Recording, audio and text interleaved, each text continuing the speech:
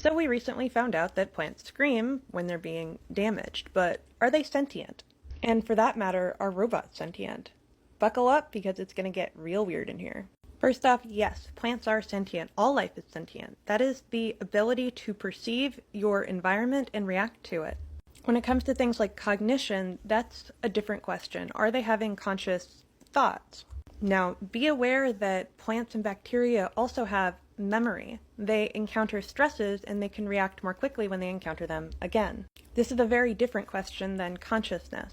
Consciousness, as we know it, is the perception of self. One of the famous experiments is putting a dot on an animal's forehead, having them look in a mirror and see if they wipe it off, showing that they perceive their reflection as them and not another animal. The ability to recognize oneself in a mirror varies between animals and even within individuals. By the way, yes, penguins can be self-aware. The argument against robotic sentience is they're simply executing lines of code. But right now, scientists are working on incorporating the little human brain organoids, which are tiny human brains grown from stem cells, into robotics. And I think when we're talking about a living thing, the question of sentience and consciousness is not if, but when. There's also the question of whether or not we are actually making conscious decisions, or we only think that we are.